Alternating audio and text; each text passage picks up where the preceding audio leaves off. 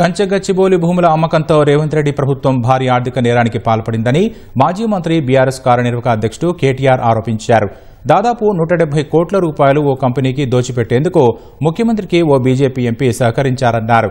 అటవీ భూములను నాశనం చేస్తూ సుప్రీంకోర్టు తీర్పులను రేవంత్ సర్కార్ తుంగలో తొక్కిందన్నారు. భారీ కుట్రపై కేంద్ర ప్రభుత్వంతో పాటు దర్యాప్తు సంస్థలు విచారణ చేపట్టాలని డిమాండ్ చేశారు. త్వరలోనే ఆ బీజేపీ ఎంపీ పేరును ప్రకటిస్తానని అన్నారు.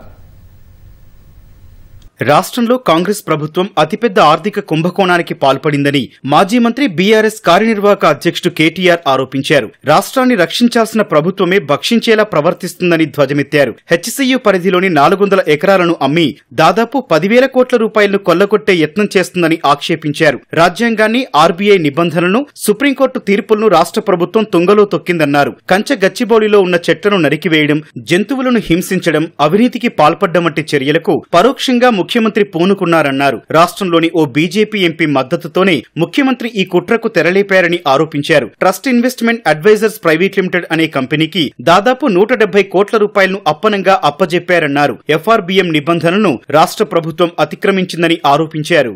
రేవంత్ రెడ్డి గారి ప్రభుత్వం చాలా సక్సెస్ఫుల్ గా ఒక అతి పెద్ద ఫైనాన్షియల్ ఫ్రాడ్ 10,000 కోట్లను దోచే ఒక భారీ స్కామ్ కు వారు తెరదీసినట్టుగా మాకు సమాచారం అందింది. ముఖ్యమంత్రి గారికి ఒక బీజేపీ ఎంపీ పూర్తి స్థాయిలో వెనుక ఉండి సహకరించి ఒక బ్రోకర్ కంపెనీని తీసుకొచ్చారు. ఆ కంపెనీ పేరు Trust Investment Advisers Private Limited అనే పేరుకు మర్చెంట్ బ్యాంకర్, బట్ చేసేది బ్రోకరేజ్. మీకు ఎఫ్ఆర్బీఎం ను బైపాస్ చేస్తూ మీకు డబ్బులు తెచ్చిస్తాము, మీరు దానికి గాను మాకు డబ్బులు ఇవ్వండి, ఆ తర్వాత మీ ఇష్టం ఉన్న వాళ్ళకు భూములు అమ్ముకోండి. ఇది ఓవరాల్ గా స్కీమ్.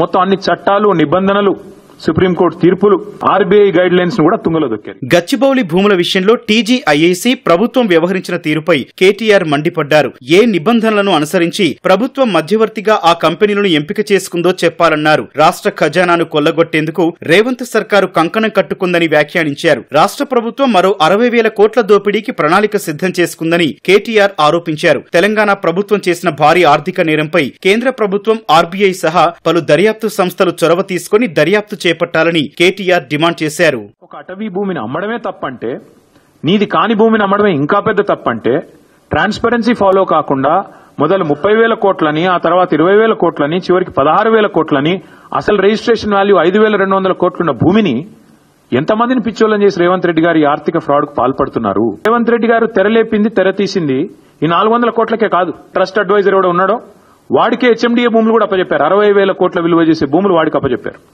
సో దీనికి ఇక్కడితో అడ్డుకట్ట వేయకపోతే ఇంకొక 60,000 కోట్ల దోపిడీకి కూడా రేవంత్ రెడ్డి గారి ప్రభుత్వం ఆల్రెడీ స్కెచ్ చేసింది. Union finance ministry ask RBI to investigate this matter. వెంటనే సీరియస్ ఫ్రాడ్ ఇన్వెస్టిగేషన్ ఏజెన్సీ దిగాలి ఇందులోకి. SEBI also should focus on this.